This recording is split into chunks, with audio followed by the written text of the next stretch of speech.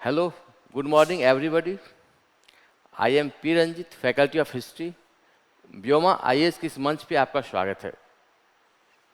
आशा है आप IAS pre के एग्जाम की तैयारी अच्छे ढंग से सही तरीके से कर रहे होंगे।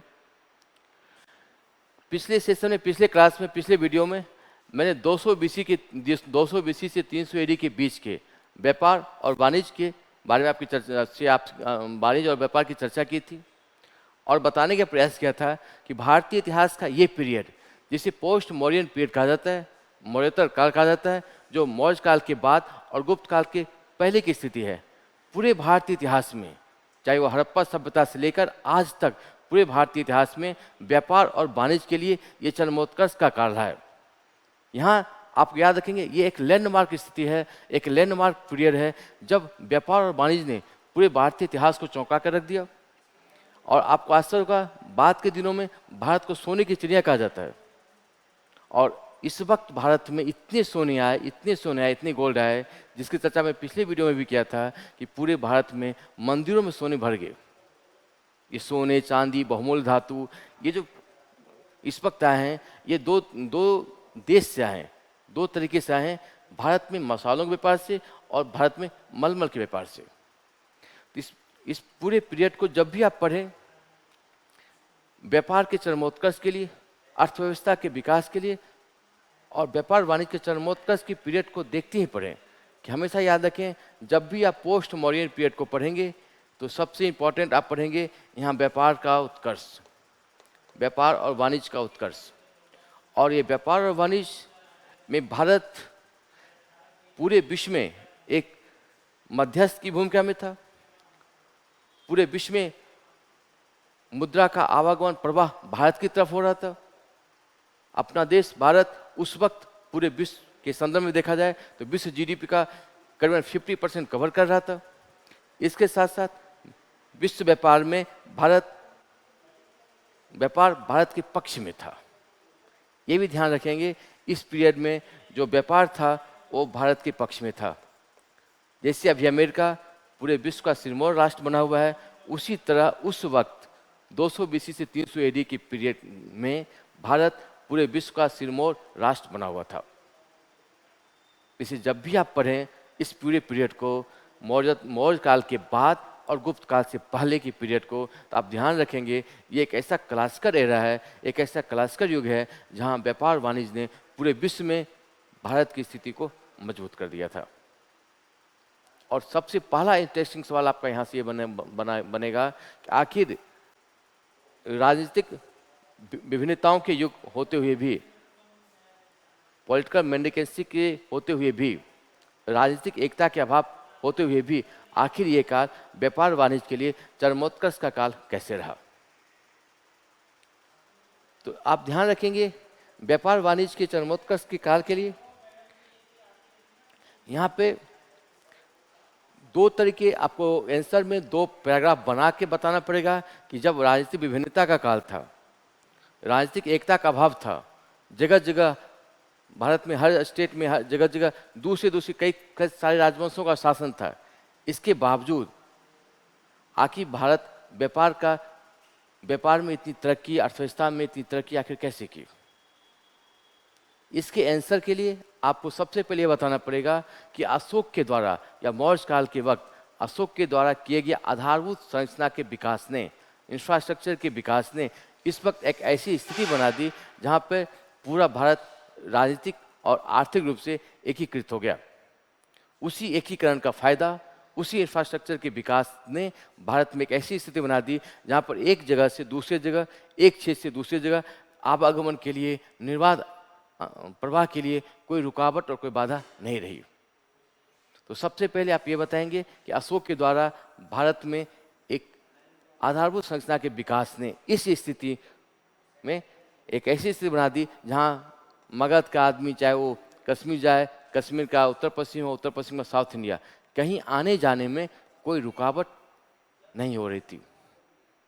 उनके द्वारा सड़क बनवाया गया, अशोक के द्वारा, उनके द्वारा नहरों का विकास किया गया था, उनके द्वारा कुएं खुदवाए गए थे, उनके द्वारा कई सारे राजमार्ग बनाए गए थे और राजमार्ग के आसपास में वृक्ष और पेड़ लगाए गए थे, जिसका फायदा अशोक के वक्त तो कम, मौर्य काल में कम, मौर्योत्तर काल के शासकों ने इसका बेहतर फायदा उठा लिया। दूसरी, इसी वक्त आपने देखा होगा उत्तर पश्चिम भारत के क्षेत्र में कुषाण राजवंश का शासन था, और पूरे भारत के इतिहास में कुषाण एक ऐसा राजवंश रहा जिसकी अंतर्राष्ट्रीय सीमा चाइना और पर्शिया से छूती थी, टच करती थी। तो कुषाण राजवंश के शासन होने की वजह से भारत पश्चिम एशिया और मध्य एशिया के प्रत्यक्ष संपर्क में आया। तो इस संपर्क की वजह से हमारा बाह्य व्यापार ज़्यादा फलीभूत हुआ, हम बाह्य दूसरे देशों के संपर्क में आए। तो एक तो अशोक के द्वारा आधारभूत संरचना का विकास, जिसने देश में व्यापार के लिए एक अनुकूल माहौल पैदा किया। दूसरा, कुषाण राजवंश की वजह से हमारा संपर्क बाहरी शक्तियों से संपर्क स्थापित होता है। इन दोनों का फायदा इस वंश 200 BC से 300 AD के शासकों ने बहुत अच्छे तरीके से उठाया। और तीसरी जो सबसे इंपॉर्टेंट बात थी, छोटी सी चीज़ होती है काली मिर्च, गोल मिर्च, जिसे संस्कृत में यवन प्रिय कहा जाता है। इस पूरे कहानी को गोल मिर्च और काली मिर्च ने इस पूरे कहानी को बदल कर रख दिया। आप ये याद रखेंगे, कई बार पूछा गया है, प्री में पूछा गया है, यवन प्रिय किसे कहते हैं? यवन प्रिय शब्द का अर्थ क्या है? ध्यान रखेंगे, प्री के पॉइंट ऑफ व्यू से यवन प्रिय शब्द गोल मिर्च या काले मिर्च को कहा जाता है, क्योंकि गोल मिर्च और काली मिर्च ने ही पूरी कहानी को बदल कर रख दिया। पिछले वीडियो में मैंने आपको चर्चा किया था कि आखिर गोल मिर्च और काली मिर्च ने पूरी कहानी को कैसे कहानी को बदल कर रख दिया। तो यवन प्रिय शब्द संस्कृत का शब्द है, और कालिदास ने अपनी रचनाओं में इस शब्द का काफ़ी प्रयोग किया। इसलिए याद रखेंगे, प्री के पॉइंट ऑफ व्यू से यवन प्रिय काली मिर्च या गोल मिर्च को कहा जाता है। वस्तुतः ये जो व्यापार हुआ, बाह्य व्यापार हुआ, सिर्फ और सिर्फ काली मिर्च के लिए काली मिर्च से शुरुआत हुआ था, और सिर्फ और सिर्फ काली मिर्च में जाकर ठहर गया। और मैंने आपको बताया था, रोम से या पश्चिम एशिया से भारत में जो व्यापार हो रहा था, इसमें इस काली मिर्च या गोल मिर्च की काफ़ी अहम भूमिका थी। रोम के व्यापारी इस काली मिर्च को लेने के लिए कुछ भी देने के लिए तैयार थे। सोना, चांदी, बहुमूल्य धातु, बहुत ही ऊंची कीमत पर वो गोल मिर्च बाहर से खरीद कर अपने देश ले जाया करते थे। और ये व्यापार करीबन 1-2 साल नहीं, करीबन 500 साल तक निर्बाध रूप से चलता रहा। इसी 500 साल में पश्चिम एशिया का सारा का सारा सोना और बहुमूल्य धातु भारत की तरफ आ गया। आपने बाद में देखा होगा, बाद के काल में, मेडिवल पीरियड में, कि गौरी का, गजनवी का हमला होता है। उन्हें तब पता चल गया कि ये जो सोना भारत में था वो मंदिरों में छुपा कर रखा गया है, और इसी मंदिर को तोड़ने के लिए वो लोग बार बार भारत पे हमला करते थे। ये जो सोना था, ये करीबन 500 साल पहले मध्य एशिया से और पश्चिम एशिया से इसी काली मिर्च की वजह से भारत की ओर आया था, जिसकी पूरी कहानी विस्तार से मैंने पिछले वीडियो में आपके साथ किए थे। अब आपसे सवाल यहाँ पूछा जाएगा कि आखिर इस व्यापार में कुषाण काल की या कुषाण राजवंशों की क्या भूमिका थी? इसके अलावा यहाँ से छोटे छोटे शब्द हैं जिससे आपके सवाल बने जाएंगे। जैसे एक शब्द है श्रेणी। इस व्यापार में इस श्रेणी की क्या भूमिका थी? श्रेणी क्या कार्य करते थे? श्रेणी पर आपके छोटा सा लघु निबंध पूछा जाएगा। इसके बारे में आप चर्चा करें, इसके बारे में बताएं, इस व्यापार में आखिर क्या इसका योगदान रहा, श्रेणी की क्या भूमिका थी। आपने सुना होगा शिल्पा शेट्टी का नाम, सुनील शेट्टी का नाम। ये श्रेणी से ही बाद के दिनों में शिल्पा शेट्टी शब्द का प्रचलन बाद में आया। शिल्पा शेट्टी, सुनील शेट्टी वगैरह इसी श्रेणी की उत्पत्ति है। इस श्रेणी की भी चर्चा करेंगे। इसके अलावा आपने दूसरा शब्द सुना होगा सार्थवाह।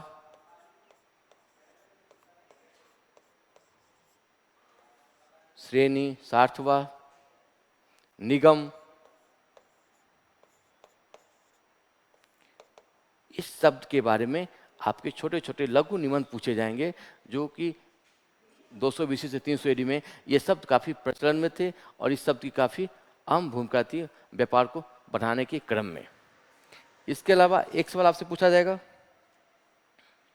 कि सिल्क रूट, रेशम मार्ग, इस रेशम मार्ग की चर्चा करें, इस सिल्क रूट की चर्चा करें। और जब तक आप इस मार्ग को नहीं समझ पाएंगे, इस सिल्क रूट को नहीं समझ पाएंगे, आज के वक्त के भारत और चाइना के रिलेशन को, भारत चाइना के संबंध को भी ठीक आप नहीं समझ पाएंगे। आप आज भारत चाइना के संबंध की बेहतर समझ के लिए आपको 200 बीसी से 300 ईडी के बीच के सिल्क रूट या रेशम मार्ग को समझने पड़ेंगे। ये झगड़ा आज का नहीं है।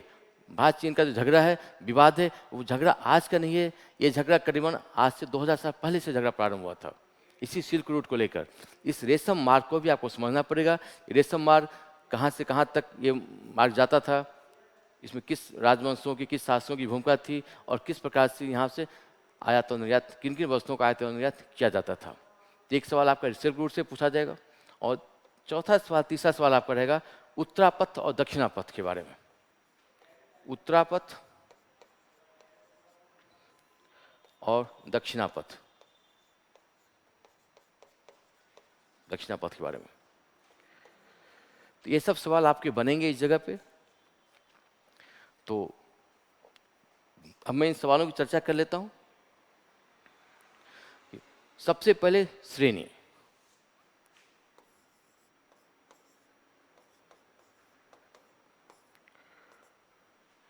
ये ध्यान रखेंगे, कई बार प्री में पूछा गया है श्रेणी किसका संगठन था। तो आमतौर पर बच्चे व्यापारियों का संगठन मान लेते हैं, जबकि ध्यान रखेंगे श्रेणी व्यापारियों का संगठन नहीं था। ये एक प्रकार के शिल्पियों का संगठन था, जो इसी पीरियड में, पोस्ट मॉडर्न पीरियड में ज़्यादा प्रचलन में आया था। तो ध्यान रखेंगे श्रेणी शिल्पियों का एक संगठन था।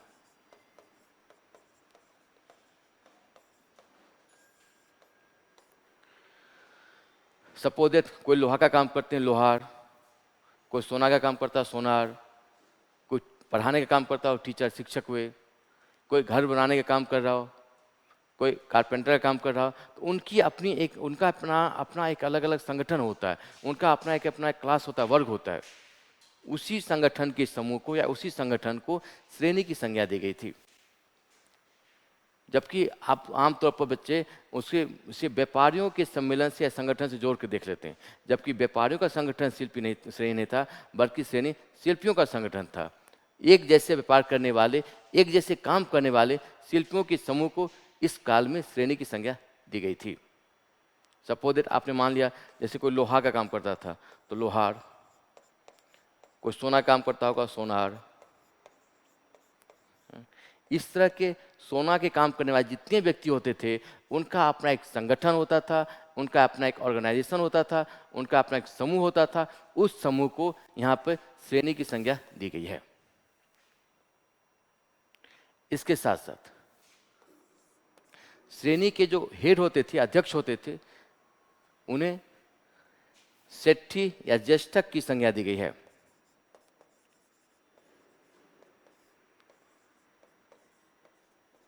सेट्ठी की संज्ञा दी गई है। और उसी से बाद के दिनों में सेट्ठी एक जाति बन गया। श्रेणी का वस्तुतः काम होता था अपने वर्ग में, अपने संगठन में, संगठन के हितों की रक्षा करना।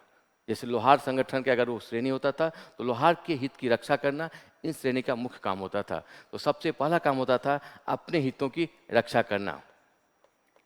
इसके अलावा अपनी मांग को राजा के पास पहुंचाना। उनकी कुछ डिमांड होती होगी, कुछ मांग होती होगी, कुछ उनके सुझाव होते होंगे, उन सुझावों को राजा के पास पहुंचाना इन श्रेणी के हेड का काम होता था। एक अर्थ में कह सकते हैं जैसे आज के डेट में आपने देखा होगा कोई संघ होते, शिक्षक संघ, व्यापारी संघ, उसी तरह से एक संघ का ये काम करते थे, जो राजा और श्रेणी के जो आम व्यक्ति होते थे उनके बीच की एक कड़ी होती थी।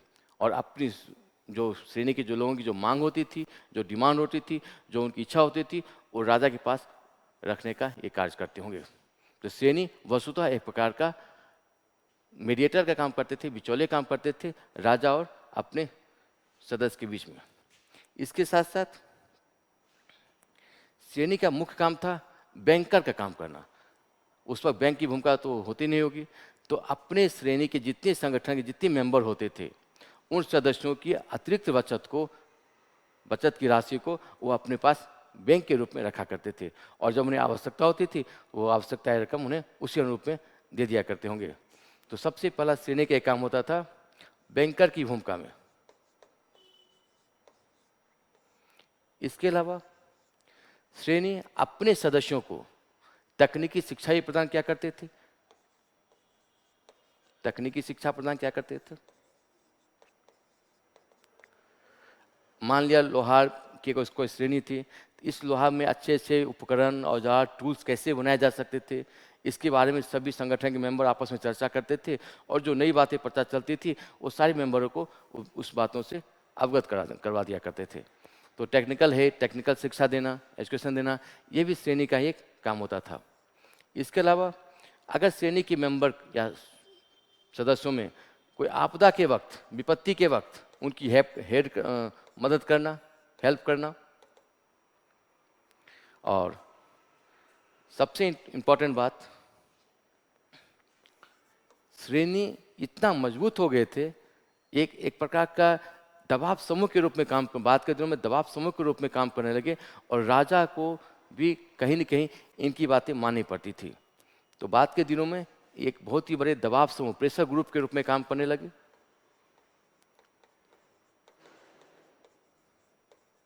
दबाव समूह के रूप में काम करने लगे, और श्रेणी की मांगों को, अपनी मांगों को राजा के पास रखते थे, और राजा उनकी बातों को मान लिया करते थे।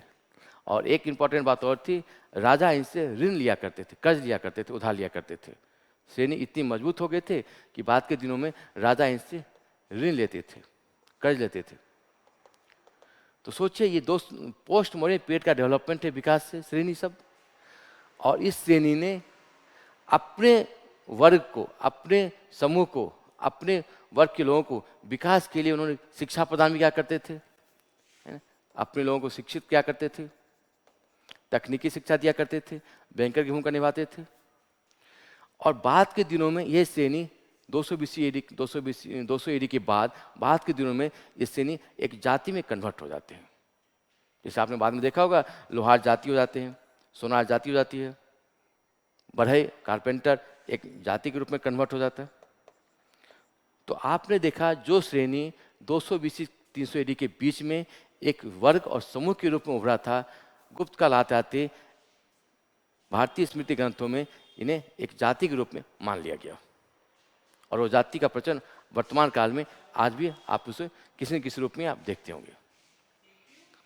तो अब आपका सवाल यहाँ बनेगा, एक सवाल पूछा गया था, श्रेणी की महत्ता को बताते हुए आप ये बताएं, श्रेणी की महत्ता को बताते हुए आप ये बताएं कि क्या राजा पर ये किस प्रकार और किस राजनीतिक, नैतिक, सामाजिक क्या दबाव राजनीतिक, सामाजिक, नैतिक क्या दबाव डाल पाते होंगे ये?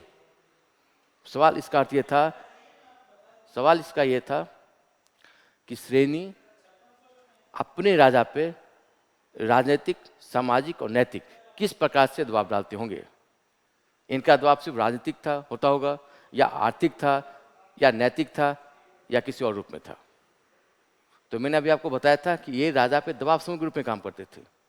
अगर मान ली श्रेणी किसी मेंबर की कोई लड़की भाग गई, अब वो राजा के पास जाते होंगे, उस लड़की को खोज के लाया जाए, या उनके दूसरे श्रेणी के, दूसरे जाति के लोग उनकी लड़की को परेशान करता होगा, तो आप ये राजा के पास नैतिक दबाव होता था, डालते थे, उस लड़की को परेशान न किया जाए, उस महिला को परेशान न किया जाए, या उस लड़की को खोज कर लाया जाए। तो कहीं न कहीं एक अर्थ में ये सामाजिक और नैतिक, अपने श्रेणी, अपने सदस्यों के सामाजिक और नैतिक दायित्वों को पूरा करने का भी काम क्या करते थे। आज भी अगर आप देखेंगे, मान लें शिक्षक संघ है, सरकारी शिक्षक संघ होते हैं, शिक्षक संघ के किसी भी मेंबर की अगर कोई सामाजिक स्थिति खराब हो, उन पर कोई नैतिक समस्या हो, तो कुछ हद तक जो सम्मेलन होते, जो संघ होते हैं, उनकी समस्या को सॉल्व करने का प्रयास करते हैं। उसी प्रकार इस वक्त भी श्रेणी, चाहे मेंबर की सामाजिक परेशानी हो, कोई नैतिक परेशानी हो, किसी प्रकार के मानवीय परेशानी हो, उन परेशानियों को राजा के सम्मुख रखते थे और दूर करने का प्रयास करते थे। तो सवाल आपको पूछा था, 2006 का सवाल था, देखें ठीक से, कि जीएस में पूछा गया था कि श्रेणी सिर्फ एक आर्थिक इकाई नहीं थी, एक आर्थिक यूनिट नहीं था, एक आर्थिक दबाव समूह नहीं था, बल्कि इसके साथ साथ ये सामाजिक और नैतिक भूमिका भी निभाने का प्रयास कर रहे थे। इसके दूसरा सवाल बना था एक बार कि आखिर श्रेणी की आवश्यकता क्यों थी, आखिर श्रेणी क्यों बनाया गया? क्या राजा ने चालाकी से श्रेणी का निर्माण किया था, संगठन बनाया था, या श्रेणी का विकास एक नेचुरल, एक प्राकृतिक रूप से किया गया था? तो आप बताएंगे कि श्रेणी का निर्माण किसी राजा के द्वारा नहीं किया गया था, ये एक नेचुरल विकास था, ये एक समाज में हो रहे विकास को देखते हुए प्राकृतिक विकास था। और श्रेणी की जरूरत इसलिए महसूस हुई थी कि जो संगठन थे, जो जातियां बाद में बनी, जो संगठन लोहार का संगठन था, उन्हें लगा कि जब तक हमारी हम में एकता नहीं होगी, हम मिलकर काम नहीं करेंगे, तब तक हमारी बात सरकार तक नहीं पहुंच सकती है। तो आप देखिए मैकियावेली की इस बात को आप देखिए कि मैकियावेली का कहना है, मैकियावेली की इस बात को आप देखिए कि मैकियावेली का ये कहना है कि एकता का विकास, यूनिटी की विकास, ये एक अर्थ में पश्चिम की देन है, जबकि हमने प्राचीन काल में ही इस कंसेप्ट को अपना लिया था कि एकता में ही शक्ति है, संगठन में शक्ति है। मैकियावेली का कहना था कि संगठन का विकास, ऑर्गेनाइजेशन का विकास, एकता का विकास, ये सब कंसेप्ट का विकास हमारे पश्चिम एशिया की देन है, खासकर पश्चिम की देन है, और पश्चिम से ये भारत की तरफ बिखरते हुए आया है। जबकि इस कंसेप्ट के माध्यम से, इस संकल्पना से बता सकते हैं कि हमने संगठन कब बनाया था। मौर्य काल के वक्त का डेवलपमेंट है ये डेवलपमेंट आज का नहीं है, आज के करीब 2000 साल पहले। तो मैकियावेली की इस बात को आप झुठला सकते हैं, पश्चिम की बात को आप, कंसेप्ट को झुठला सकते हैं कि जो इनका दावा होता था कि संगठन हमने बना के दिया, ऑर्गेनाइजेशन हमने बना के दिया, सेकुलर कंसेप्ट हमने बना के दिया, रिपब्लिक सिस्टम हमने बना के दिया, जबकि ये सारे विकास भारत में पूर्व प्राचीन काल में संभव हो चुके थे। तो आप इस बात को भी बता सकते हैं, मैकियावेली की बात को झूठा करके बता सकते हैं कि नहीं, श्रेणी एक ऐसा संगठन था जो आर्थिक, सामाजिक, राजनीतिक भूमिका निभा रहा था और दबाव समूह के रूप में काम कर रहा था। यह भी पश्चिम का दावा था कि दबाव समूह जैसी संरचना हमने बनाई है, जबकि दबाव समूह ये आप बताइए पोस्ट मौर्य पीरियड का ही डेवलपमेंट है, विकास है। इसका यूज, इस श्रेणी संगठन का यूज आप पॉलिटिकल साइंस के आंसर लिखने में, संविधान में कहीं बताने में, लेख लिखने में भी आप कर सकते हैं कि किस प्रकार हमारे देश के लोगों ने प्राचीन काल में संगठन, ऑर्गेनाइजेशन, दबाव समूह जैसा एक संगठन बनाया, हालांकि जो बाद के दिनों में जाति में कन्वर्ट हो गया। तो श्रेणी कितना इंपॉर्टेंट टॉपिक है, इसमें और भी बहुत सारी बातें हैं, आप इसको डिटेल से पढ़ेंगे। जब आप समाज पढ़ाया जाएगा, समाज में इसकी क्या भूमिका थी और कैसे आखिर जाति में कन्वर्ट हो गया। तो ये हालांकि शुरुआत तो इसकी हुई थी आर्थिक इकाई से, लेकिन आर्थिक इकाई बनते बनते आर्थिक संगठन होते थे बाद के दिनों में, इसने सामाजिक और राजनीतिक संगठन का स्वरूप हासिल कर लिया।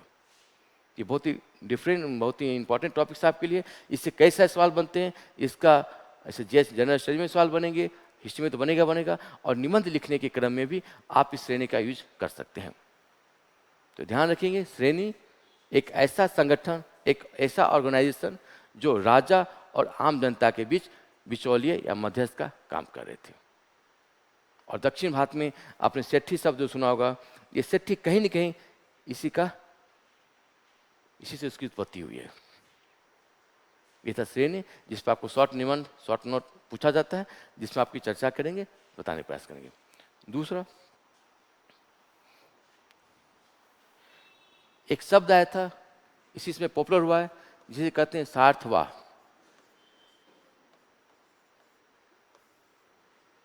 श्रेणी और सार्थवाह में फर्क है, ये ध्यान रखेंगे, बहुत ही बारीक सा फर्क है। श्रेणी शिल्पियों का संगठन था, यहाँ व्यापारी नहीं थे। अगर लोहा का काम करने, लोहार जाति, लोहार वर्ग का संगठन था। यहाँ कोई लोहार, सोनार, कारपेंटर सब मिलकर कोई ऐसा कोई संगठन था जिसमें सभी जातियाँ या सभी वर्ग मिलकर काम कर रहे थे। जबकि सार्थवाह व्यापारियों का संगठन था, ये ध्यान रखेंगे। अगर सार्थवाह की चर्चा करें, ये एक प्रकार का व्यापारियों का संगठन था।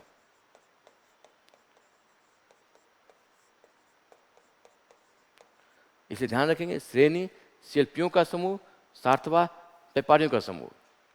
और खासकर सार्थवाह स्पेसिफाइड था, जो व्यापारी एक जगह से दूसरी जगह घूमते रहते थे, एक जगह से दूसरे सामान पहुंचाया करते थे, जिसे बाद में कारवां व्यापारी कहा जाता है ना, शिफ्टिंग करते रहते थे। उन व्यापारियों के समूह को सार्थवाह की संज्ञा दी गई है, और जो सामान एक जगह खरीदते थे और दूसरी जगह पहुंचाने का काम किया करते थे। सपोज उन्होंने पेशावर से कोई सामान खरीदा और उस सामान को वो मगध के क्षेत्र में पहुंचा दिया करते थे। इस तरह का जो व्यापार था, इस तरह के व्यापारियों के संगठन को, समूह को, व्यापारी को सार्थवाह की संज्ञा दी गई है। ये विकास भी पोस्ट मॉडर्न पीरियड का ही है। तीसरी इंपॉर्टेंट बात, आपसे सवाल पूछा जाएगा, इसमें 3 सवाल छुपे हुए हैं। भारत में सोने के सिक्के कब प्रचलन में आए? भारत में सबसे शुद्ध सोने के सिक्के कब प्रचलन में आए? भारत में सबसे ज़्यादा सोने के सिक्के कब प्रचलन में आए? और सोने के सिक्के बहुतायत में कब मिलने लगे? तो मैंने पिछले वीडियो में बताया था कि काली मिर्च के बदले, गोल मिर्च के बदले पश्चिम एशिया के व्यापारी हमें सोना दिया करते थे, और कुषाण काल ने बहुत ही समझदारी दिखाते हुए इस सिक्के को उन्होंने, इस सोने को उन्होंने सिक्के के रूप में ढाल दिया। लेकिन उन्होंने समझदारी दिखाते हुए सोने के सिक्के का मानक काफ़ी हाई रखा, उच्च रखा, और आम आदमी के लिए आम प्रचलन में चांदी के सिक्के ढलवाए। तो कुषाण काल में सोने और चांदी दोनों के सिक्के प्रचलन में थे। सोने के सिक्के उच्च मानक प्राप्त, दर्जा प्राप्त थे, और जो चांदी के सिक्के थे वो बहुतायत में थे, जिसका आम आदमी यूज किया करते थे। तो आपका आंसर रहेगा कि सबसे पहले सोने के सिक्के कुषाण राजवंश के शासकों ने भारत में ढलवाए। दूसरा सवाल, सबसे शुद्ध सोने के सिक्के किसके थे? आप बताएंगे कुषाण काल के शासकों के सिक्के सबसे शुद्ध सोने के सिक्के थे। लेकिन सबसे ज़्यादा बहुतायत में सोने के सिक्के गुप्त काल में ढाले गए थे, जिसे दिनार की संज्ञा दी गई थी। तो बहुत संख्या में, बहुतायत में सोने के सिक्के गुप्त काल में ढाले गए थे। लेकिन गुप्त काल के सोने के सिक्के थे वो शुद्ध सोने के सिक्के नहीं थे, वो मिलावटी थे, अशुद्ध थे, इम्प्योर थे। ये ध्यान रखेंगे। अगर आपका सवाल ऐसा बनता है कि सबसे ज़्यादा सोने के सिक्के कहाँ ढाले गए, आपका आंसर होगा गुप्त काल। लेकिन सबसे ज़्यादा शुद्ध सोने के सिक्के कहाँ ढाले गए, आपका आंसर होगा कुषाण काल। तो कुषाण काल में शुद्ध सोने के सिक्के ढाले गए, लेकिन गुप्त काल के समय, गुप्त का पीरियड के आते आते सोने के सिक्के शुद्ध नहीं बल्कि इम्प्योर होते चले गए, और वहाँ पर बाकी धातुओं को मिलाकर सोने के सिक्के ढाले गए। देखिए, सोने के सिक्के का प्रचलन कुषाण काल की ही देन है, और ये देन इसलिए हुआ क्योंकि पश्चिम एशिया से या मध्य एशिया से हमारा व्यापार काफ़ी फल फूल रहा था, और बहुतायत में सोने के सिक्के, सोने इधर से आए। 320 टन कैरेट सोना हम प्रतिवर्ष ईरान के शासकों को दिया करते थे, नजरानी के रूप में, भेंट के रूप में। और एक बात और रखेंगे, याद रखेंगे, बहुत मशहूर लेखक थे प्लिनी, स्ट्रेबो,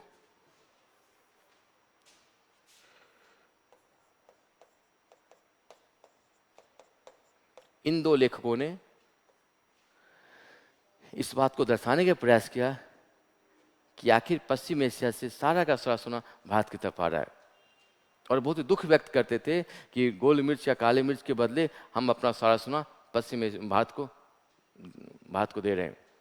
और फिर धीरे धीरे इन्हीं के कहने पर धीरे धीरे वहाँ के शासकों ने इस व्यापार को प्रतिबंधित कर दिया था। और एक बात और ध्यान रखेंगे, इसी वक्त मानसून पवन की खोज भी हुई थी। ये भारत की अनुकूल बात थी। इसी वक्त, इसी समय इस व्यापार को बढ़ाने के लिए भी मानसून पवन, जो मानसून हवाएं होती है, मानसून पवन की खोज हुई थी। एक ग्रीक नाविक थे जिनका नाम आप याद रखेंगे, इनका नाम था हिप्पालस। हिप्पालस ने मानसून पवन की खोज की, मानसून रास्ते की खोज की, और अंततः इसका फायदा भारतीय व्यापार को मिला। संयोगवश, बाय लकली, इस पवन की खोज इसी समय होती है, 220 से 300 ईडी के बीच में होती है, और इस पवन ने भारत को पश्चिम एशिया से काफ़ी नज़दीक ला दिया। अब मानसून जब पवन चलते थे, उसके सपोर्ट से वो भारत के नाविक ग्रीक चले जाते थे, और उसी उल्टी मानसून, लौटती मानसून के वक्त वो वापस आ जाया करते थे। तो संयोगवश मानसून पवन की खोज ने भी भारतीय काम को आसान कर दिया था। और तो पूरे, मैंने कल के वीडियो को आप जोड़कर देखेंगे कि पूरे इस 220 की 300 ईडी के काल में व्यापार का विकास हुआ।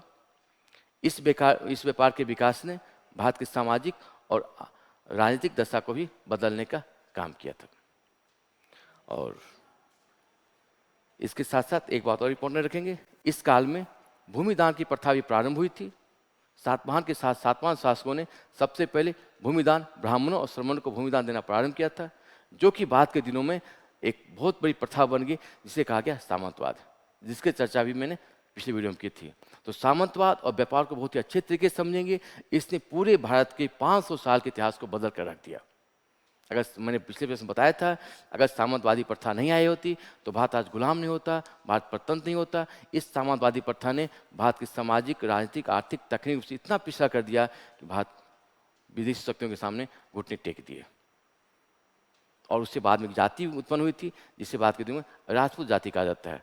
और करीबन 700 से 1200 500 साल तक इस राजपूत जाति ने भारत पर शासन किया सामंतवादी व्यवस्था के तहत। इस सामंतवादी व्यवस्था को, इस व्यापार को पिछले वीडियो को देखकर आप अच्छे तरीके से समझ लेंगे।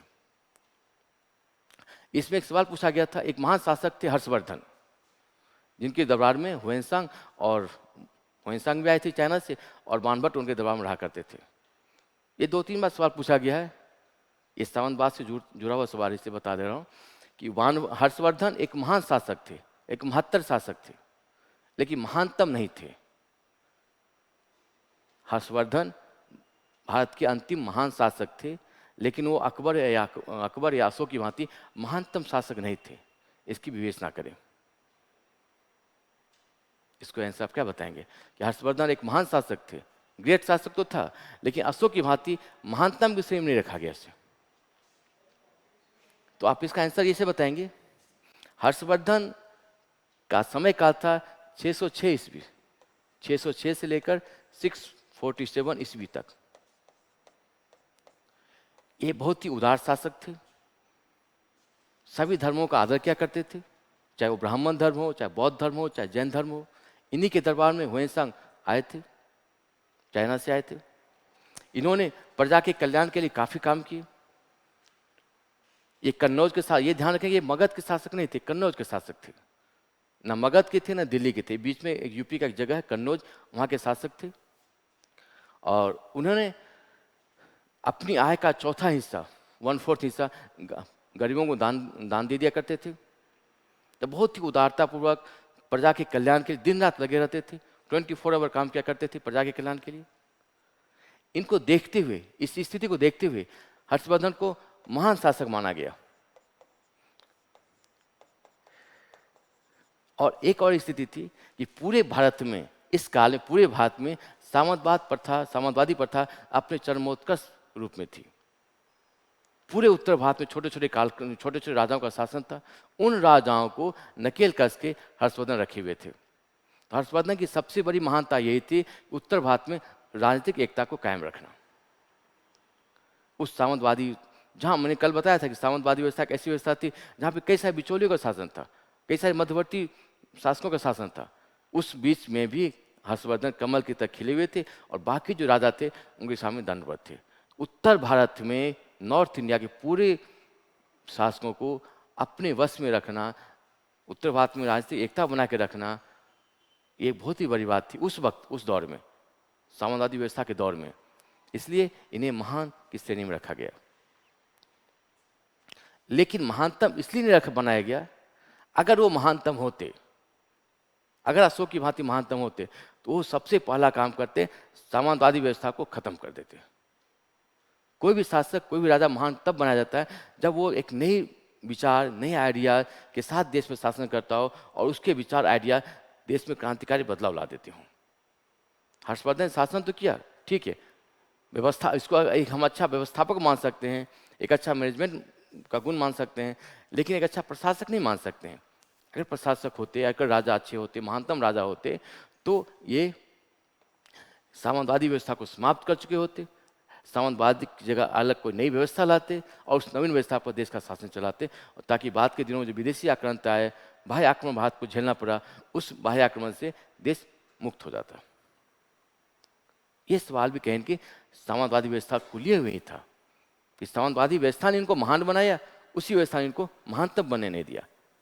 उस सामंतवादी व्यवस्था में शासन करने की महानता थी, लेकिन अगर महानतम होते अशोक की भांति, उस व्यवस्था को समाप्त कर चुके होते, उसकी जगह नई व्यवस्था लाते, उसकी जगह नई व्यवस्था ईजाद करके उस व्यवस्था के तहत देश पर हुकूमत करते। इसकी चर्चा मैंने, आप बताएंगे कि ये इसका आंसर आप इसी रूप में लिखने का प्रयास करेंगे। ये 2 टॉपिक्स थे, काफ़ी इंपॉर्टेंट थे, सामंतवाद का विकास और व्यापार और वाणिज्य का विकास। ये दोनों इसी वक्त का है, 220 से 300 AD काल का ही है। तो इस दोनों को आप अच्छी पिछले वीडियो को देख मिलाकर पढ़ेंगे, आपको समझ में आ जाएगा। ये इंपॉर्टेंट इतिहास, प्राचीन काल के इतिहास के लिए ये काफ़ी इंपॉर्टेंट टॉपिक्स है, और बाकी की चर्चा हम अगले वीडियो में करेंगे। थैंक्स।